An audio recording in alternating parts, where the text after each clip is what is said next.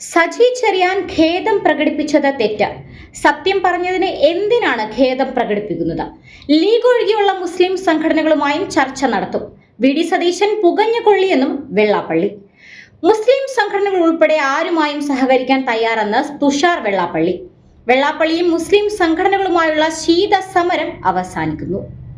മന്ത്രി സജി ചെറിയാൻ ഖേദം പ്രകടിപ്പിച്ചത് തെറ്റാണെന്നും സത്യം പറഞ്ഞതിന് എന്തിനാണ് ഖേദം പ്രകടിപ്പിക്കുന്നതെന്നും SNDP യോഗം ജനറൽ സെക്രട്ടറി വെള്ളാപ്പള്ളി നടേശൻ.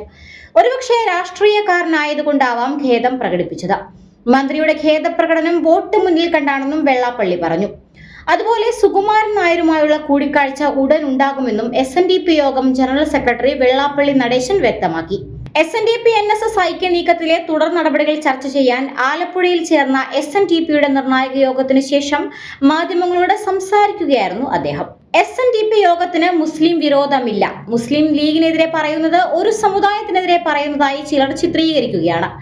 NSS-മായി ഇനിയൊരിക്കലും കൊമ്പ് കോർക്കില്ലെന്നും വെള്ളാപ്പള്ളി നടേശൻ വ്യക്തമാക്കി. വി.ഡി. സതീശൻ പുകഞ്ഞ കൊള്ളിയാണെന്നും ഇനി അക്കാര്യത്തിൽ ചർച്ചയില്ലെന്നും അദ്ദേഹം പറഞ്ഞു.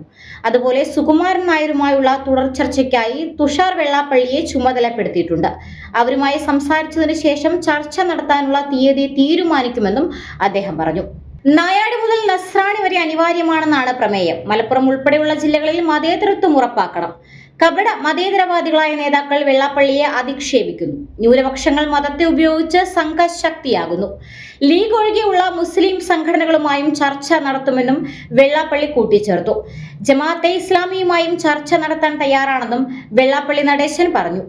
അതേസമയം മുസ്ലിം സംഘടനകൾ ഉൾപ്പെടെ ആരുമായും സഹകരിക്കാൻ തയ്യാറാണെന്ന് തുഷാർ വെള്ളാപ്പള്ളി പറഞ്ഞു. വെള്ളാപ്പള്ളിയുടെ പിണറായി സ്തുതിയും മുസ്ലിം വിരുദ്ധ പരാമർശങ്ങളും കാരണം വെട്ടിലായിരിക്കുന്ന സർക്കാരിന് ആശ്വാസം പകരുന്ന തീരുമാനമായിരിക്കും ഇതെന്ന കാര്യത്തിൽ തർക്കമില്ല.